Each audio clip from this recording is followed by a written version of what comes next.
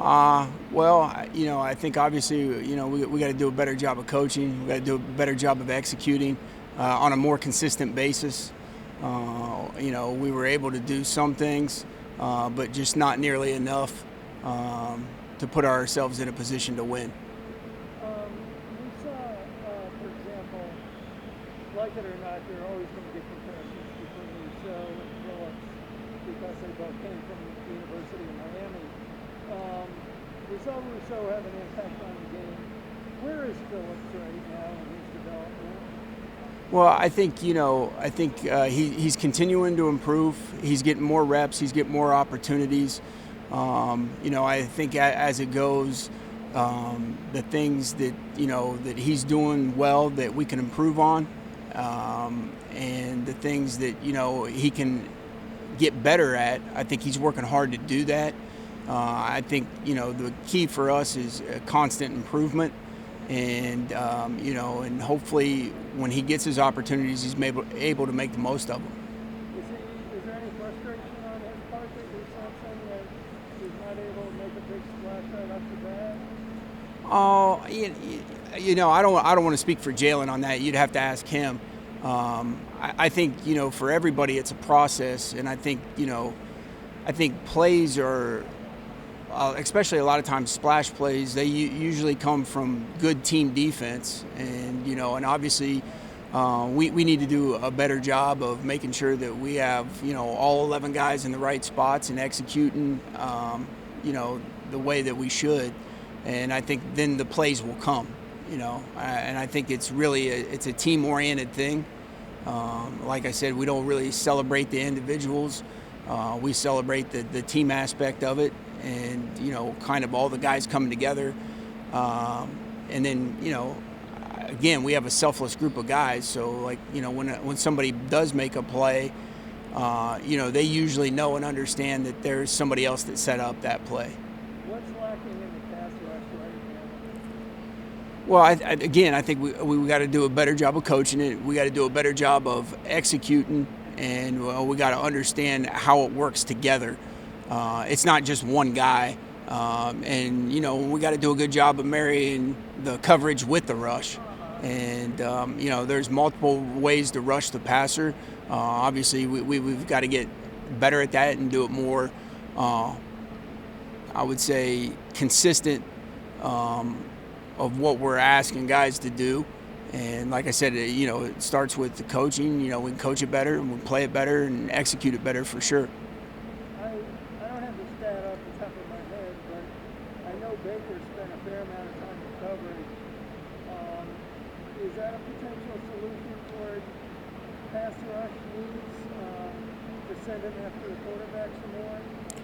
Well, again, I think it's all situational based, all personnel based. I mean, obviously, we've done a lot of things where we've sent a number of guys, and I think it's just a week to week thing that we look at, and we're always going to do what we feel puts the players in the best position to succeed.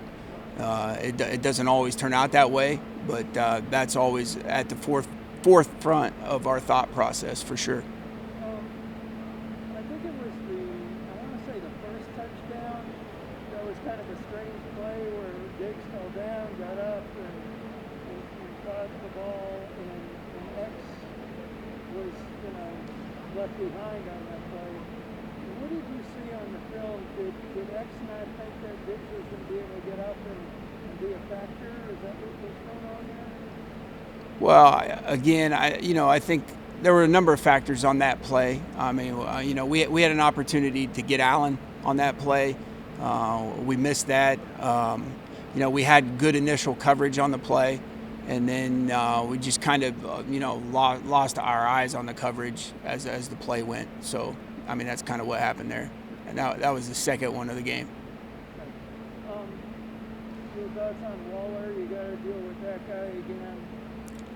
He's a very explosive player. He's had, I think it was like 28 targets in the first two games. He's very productive for him. He's a big target. He's fast. He can run. He's got great hands, good body control, very good tight end. One of the better receiving tight ends in the league, for sure. Kind of adding to that, Josh.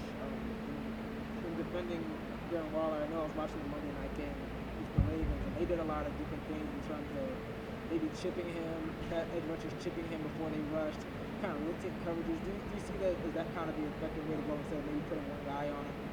Well, I think you got to do a number of different things for him. Again, I would say he's a special player. He's a special talent.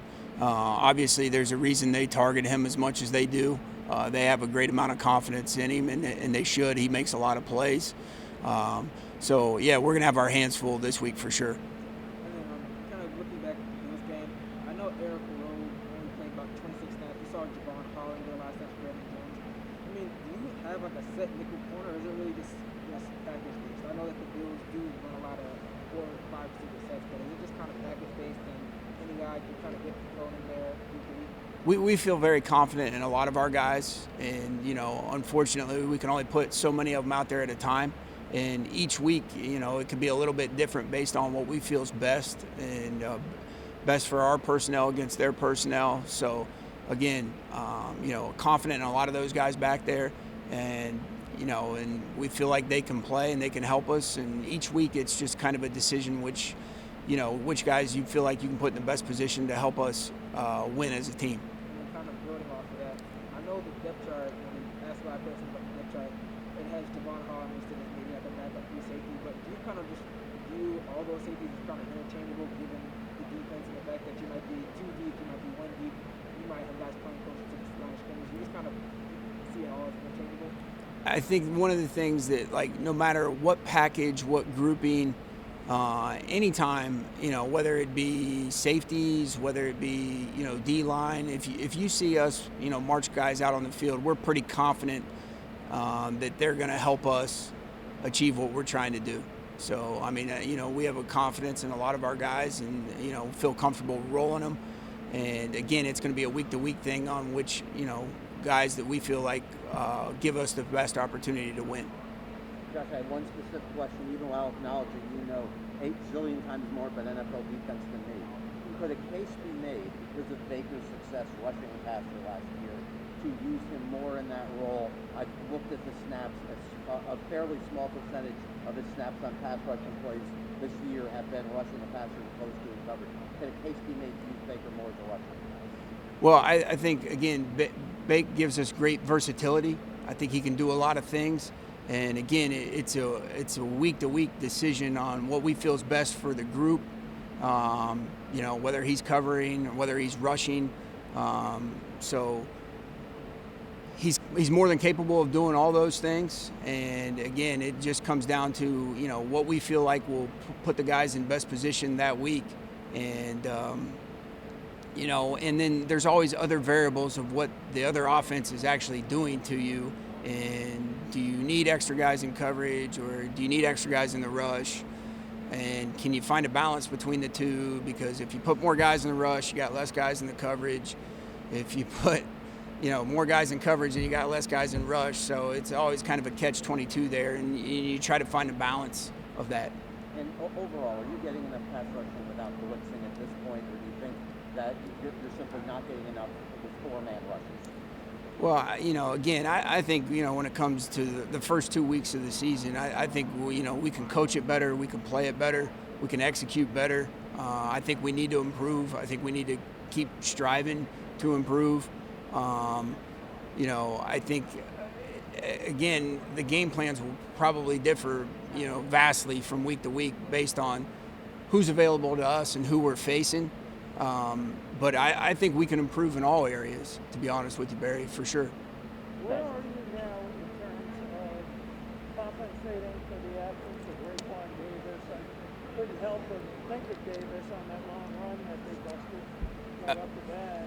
Again, I'm going to sound like a broken record on this, Hal, but honestly, I mean, we can coach it better and we can execute better. I mean, we just were really kind of a gap short there, and that was kind of how that big play run happened. And then I mean, we had a number of runs where we handled pretty well, But usually the ones that are missteps or, it's, poor coaching or poor execution. I mean, and obviously we need to get better at all those things because obviously, I mean, you don't want to give up a 46-yarder, to start the game. Las Vegas, it's hard to say Las Vegas. Las Vegas on third down, on the run throw. Why is that guy so effective? And is that the guy you have to see on that? Well, I mean, they've got a number of skill players that present problems for you. I mean, they got, Hunter Renfrow, who's got a lot of third down targets. They got Darren Waller, who's got a lot of third down targets. They got, Henry Ruggs that, he can take the top off of a defense and, he can get across the field pretty quickly. So they present you with a number of issues. I would say Hunter Renfrow in particular, he does a very good job of understanding leverage. He's a very good route runner. He's very tough. He can make tough catches. He's got good hands. And he seems to have a really good rapport with Carr, who's making very good decisions. And I would say he's playing at a very high level right now. I was watching the game last week, and it's like he knows exactly where he's got to get to. As a defensive player, he should know exactly where he wants to get to. Have the rules really? Is it hard? How hard is it to avoid letting you get to it? I do. I think a lot of times what happens, especially with those guys on the inside, they have options, and they'll go the opposite way based on leverage or coverage. And I think the hard thing with that is to make sure that they have a good rapport with the quarterback, which obviously Renfrow and Carr have. And so they make it extremely hard for you. You could be set up to defend one thing, and they're going to break it the other way, and you just got to be able to handle both. Early in camp, a lot of players and coaches said Holland had to get more vocal. How has he progressed? I see him. He's pretty much on point now. Sure. I mean, he's a big part of the communication in our defense, and I think it's just hard for somebody coming in as a rookie to be like, okay, I can tell these guys what to do, and I think you got to get comfortable with it. I think you got to get a knowledge base of understanding, what we're asking him to do, and he's really got to kind of know what everybody's doing in the back end. And I think he's, as time has progressed, due to his work that he's put in at it, I think he's getting more and more comfortable with it, and he's been able to make pretty good decisions back there. How much easier is it when you're coming up flipping guys and knocking the crap out of guys to get more vocal, understand that you're more comfortable in this team? I think, again, I think it probably varies on the individual player, and you'd probably have to ask Javon. I don't want to speak for him on that, but I would say, the more that he studies, the more that he understands our scheme, the more that he understands what opponents are doing to him, he probably feels more comfortable playing, communicating, all those things, which is ultimately what you want all the guys to do. Is, whatever their varying roles are, it just so happens that he's in a communicating role for us.